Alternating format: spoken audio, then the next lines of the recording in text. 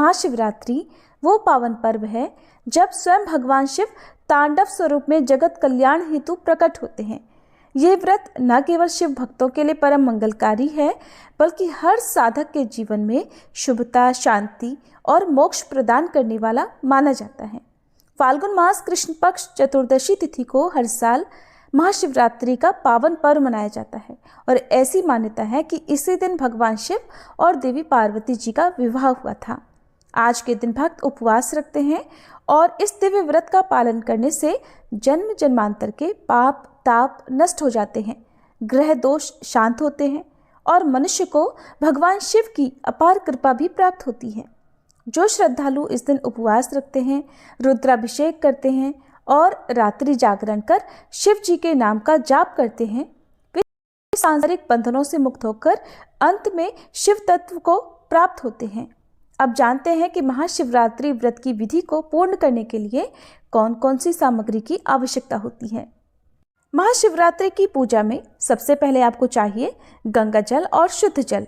गंगा जल से अभिषेक करने से शिव जी शीघ्र प्रसन्न होते हैं और गंगा जी स्वयं शिव जी की जटाओं से प्रवाहित होती है, इसलिए ये पवित्र जल शिव जी की पूजा में विशेष रूप से प्रयोग किया जाता है। अगली सामग्री है दूध। दूध शुद्धता और शीतलता का प्रतीक होता है।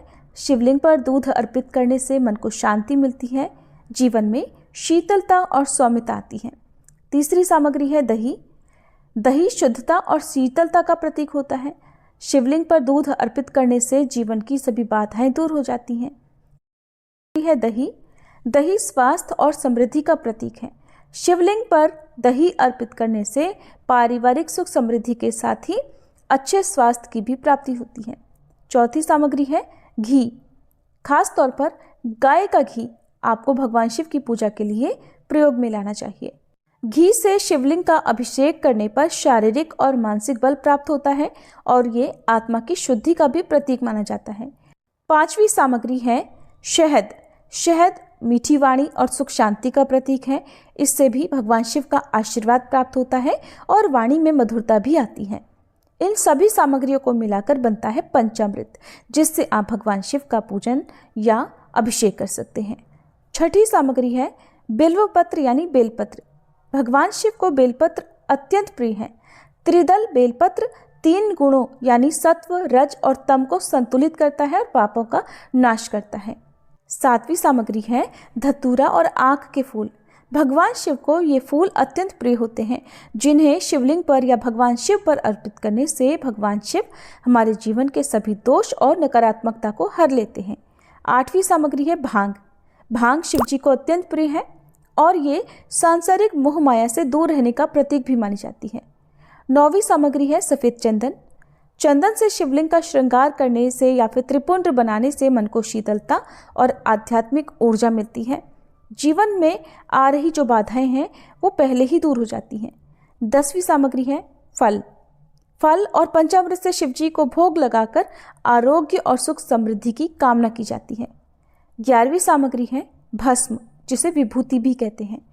भस्म शिव जी का प्रमुख अलंकार है और ये सांसारिक मोह से मुक्ति और अंततः मोक्ष का प्रतीक माना जाता है। 12वीं सामग्री है धूप और दीपक।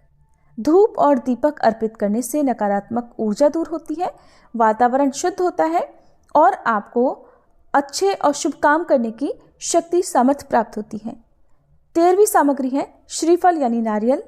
श्रीफल शुभता, समृद्धि और पूर्णता का प्रतीक होता है और भगवान शिव को श्रीफल अर्पित करने से मनोवांछित कामना की प्राप्ति होती है।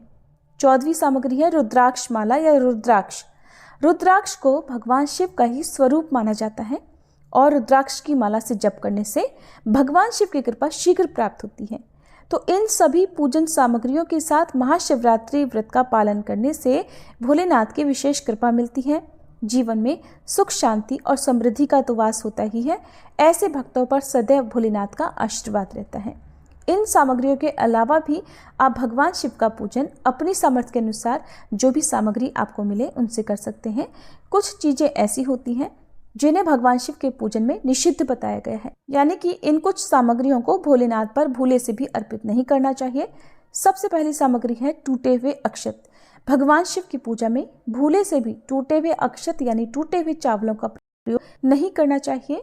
ऐसा कहा जाता है कि भगवान शिव को हल्दी भी नहीं चढ़ाई जाती। हालांकि आज के दिन भगवान शिव और माता पार्वती जी का विवाह हुआ था, तो इस उपलक्ष्य में आप शिवलिंग पर हल्दी भी अर्पित कर सकते हैं, क्योंकि कुछ विद्वान, कुछ पंडित जी मानते हैं कि भगवान शिव को हल्दी भी अर्पित की जाती है।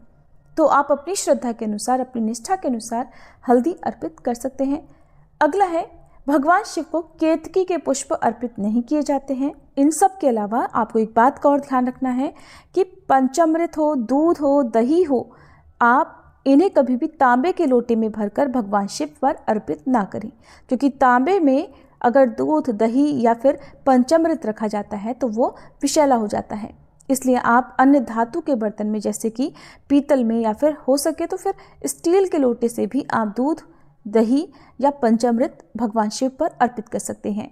भगवान शिव की पूजा के लिए आपको चाहिए साबुत चावल यानी अखंडित अक्षत, इसके अलावा गाय का कच्चा दूध और मौली या कलावा। भगवान शिव को अर्पित करने के लिए पीला गमछा या पीला वस्त्र, सुगंधित इत्र, शमी पत्ते। और जो लोग आज के दिन भगवान शिव और देवी पार्वती जी का गठबंधन कराना चाहते हो, तो वो आज के दिन एक लाल चुनरी या फिर लाल पटका भी भगवान शिव को और माता पार्वती जी को अर्पित कर सकते हैं। ये तो हुई भगवान शिव के पूजन की बात। अब जानते हैं माता पार्वती जी को कौन कौन सी सामग्री आज के दिन अर्पित करनी चाहिए। माता पार्वती जी को आप सिंदूर और कुमकुम, जो कि सौभाग्य, शक्ति और मंगल कामना का प्रतीक होता है, हल्दी और मेहंदी, जिसे शुभता और सुहाग की निशानी माना जाता है, चूड़ियाँ और आभूषण, जो कि देवी पार्वती जी के सौंदर्य और सौभाग्य का प्रतीक होती हैं, बिंदी और काजल, जिन्हें सौंदर्य और साथ ही साथ नकारात्मक ऊर्जा से या नज़र से रक्षा करने का भी प्रतीक माना जाता है, गजरा या फूलों का हार। देवी पार्वती जी को प्रसन्न करने के लिए आप आज के दिन फूलों का हार या फिर गजरा भी अर्पित कर सकते हैं। सुगंधित इत्र देवी पार्वती जी की पूजा में पवित्रता और दिव्यता को बढ़ाने वाला माना जाता है।